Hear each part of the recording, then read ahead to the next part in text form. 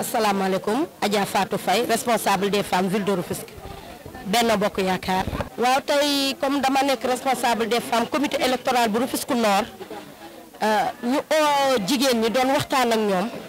ndax président Macky Sall ak ministre de la femme dafa am lu mu def barki Dembo Ndiaye ci jigéen ñi muy ay financement yu mu joxe pour jigéen ñi mais loolu taxul woon muy illay waxtaan wi tey moo doonoon taxawaayu jigéen ci politique taxawaayu jigéen ci politique ak njabootam loolu moo nekkoon illay waxtaan wi tey xool nan la jigéen mën a taxawee ci politique bii ñu nekk nii jamono jii ñu toll ak jamono ju jaxasoo ji. waaw wote yi liñ koy jàppalee mooy takk suñuy sër ba mu dëgër ànd ak nit ñi ànd ñëpp waa Rufisque Nord ay Adja ay Tadiagne ngi responsable des femmes mu ngi nii taxaw sama wet ak Benno bi yëpp APR PS AFP LD ñëpp a ngi taxaw pour jàppale président Macky Sall dañuy takk suñuy sër dugg ci doomu aadama yi dugg ci nit ñi waxtaan ak ñoom xamal leen président Macky Sall lan moo ko tax a jóg ndax président Macky Sall liggéey dëkk bi moo ko tax a jóg def lu baax moo ko tax a jóg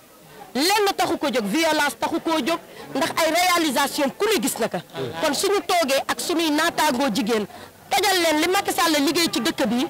dinañ xam Macky Sall lan mooy solo lan mooy itteem ci assemblée nationale ndax fii ñu taxaw nii rek 10 minutes yu nekk terre bi jàll 10 minutes yu nekk terre bi jàll terre Europe nga ko doon gis waaye fi ñu toll nii ñun ñu ngi Europe presque ndax Macky Sall mu ngi defar dëkk bi suñu taxawaay mooy takk suñuy sër ànd ak suñu njaboot waxtaan ak suñuy njaboot gindi xale yi ndax politique jeunesse bi la ak femme yi loolu moo tax nekk suñu taxawaay tey ci wetu président Macky Sall. waaw dañ ciy kontaan parce que président Macky Sall mooy cëral na jigéen ñi département de Rufisque ndax bu fekkente ne dafa jël benn jigéen dugal ko ci département bi ñun jigéen ñi dañuy takku ànd bokk ndey bokk baay xàccandoo dóorandoo ba jour bi nga xam ne mooy le 31 juillet ñu am majorité assemblée am 90% fii à département de Rufisque ñun loolu la ñuy def. parce que dañuy bañ jël lépp mais il faut ñu bàyyi leen asaka ji mais 90% la ñuy jël ndax local yi dañu àndul woon dañu tasoon moo taxoon ñu jël mu demee nii mais bii tey ñëpp ànd. képp ku demoon ber sa daara rek dellu si nga ci sa famille dellu si nga ci Benno Bokk Yaakaar. li ko waral mooy élection locale mooy nawetaan ku ne da ngay natt sa bopp kenn ku ne natt nga sa bopp xam nga fi nga toll dellu sa waat nga ci sa famille dellu si nga fi ñu toll nii équipe nationale la ñu dellu sa waat équipe bi mooy Benno Bokk Yaakaar moo tax ma ne la dañuy gagné 90%. incha allah. Je m'appelle Idrissa Ndiaye, je suis un jeune républicain. Et je suis de la commune de Rufisque Nord. Aujourd'hui, nous sommes là pour représenter le pôle du comité jeune de la commune de Rufisque Nord. Aujourd'hui, le pôle jeune du comité électoral de la commune de Rufisque Nord, dirigé par la présidente Maguette Coulibaly, s'est réuni dans le seul but d'évaluer le travail qui s'est débuté depuis le premier jour de la campagne, mais aussi de mettre en place d'autres stratégies qui nous permettent d'avoir la majorité le soir du 31 juillet. Sur ce, le comité a décidé d'organiser une très grande journée de marche qui sera une marche pacifique dans toute la commune de Rufisque Nord le 24 prochain. Et sur ce, nous avons ensuite décidé de préparer l'arrivée de la tête de liste de la coalition Benno Bokk Yaakaar, à savoir Madame Mimi Touré, qui aura lieu le 28. Et plus que jamais déterminé pour accompagner le projet du président Macky Sall, mais aussi pour lui donner une majorité confortable à l'Assemblée nationale le soir du 31 juillet. Connaissant l'enjeu politique de cette nation et la situation actuelle que nous vivons,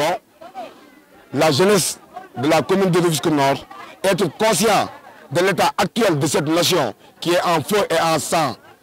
attesté par nos camarades d'opposants qui ne proposent rien que de la violence, nous sommes réunis, étant des jeunes, réunis dans le seul contexte, d'avoir une majorité. Et que nous savons bien et bien que c'est cette majorité-là qui permet au président Macky Sall de pouvoir mettre en place des projets de développement pour l'avancement de cette nation. Merci. Merci. Maguette Coulibaly, responsable jiite coordination jeunesse Rufisque Nord, ma jiite ko ànd ceeg ay góor ak ay jigéen ñuy ndaw di jàmbaar fakk dëdd di son excellence le président Macky Sall ànd seeg coalition Benno Bokk Yaakaar bi comme ni ngeen ko gisee rek unité am na fépp unité boobu ñu oote ci coordination bu mag bi moo law ba ci coordination jeunesse bi tey képp koo xamante ne yaa ngi bokk ci coalition bi rek ak mouvement boo mënti nekk rek teewoon nga tey ci salle bi pour ñu waxtaan pour li nga xamante ne nii mooy jëmale kanam moo ñuy may ndam ci élection yi nga xamante ne moom lañ jëm le 31 juillet. waa loolu dama ciy sawar a wax parce que ñun ñëpp à l'unanimité ñoo ko d'accord ñu ne le 24 incha allah dimanche bii nga xamante ne moo war a ñëw jeunesse bi yëpp dinañ def ciblage dugg ci commune Rufisque Nord def porte à porte seeti association yi seeti ñëpp duñu bàyyi kenn koo xamante ne rek mën nga ñëw apporter ñu sa voix pour nga ñëw jox ko son excellence le président Macky Sall dinañ la seeti pour saafonteeg yow waxtaan ak yow wax la aussi li nga xamante ne mooy réalisation de son excellence le président Macky Sall ku xam ne réalisation Macky Sall xam ne lamba daj la moo fi ne te mu ngi liggéey bu am solo ku gëstu gis teer bii rek doy na campagne macha allah ku nekk yaa ngi ciy dugg di ñëw heure bi nga xëyee ba nga daan wàcce lépp macha allah changé na tey ak yeneen yoo xamante ne président Macky Sall def na ko fi donc nag li ma wax rek lamb daj la ku xam Rufisque ak li fi am muy pôle Diamniadio ak li fi président Macky Sall def yëpp te pont yi nga xamante ne nii daan na tijjeeku muy pont bi comment dirais-je canal bi mu nekkoon loo xamante ne danaan polluer dëkk bi tey yàlla def na président Macky Sall tëj na si lu bari te mu ngi koy jël pour yeggali li nga xamante ne nii mooy tëj bi te it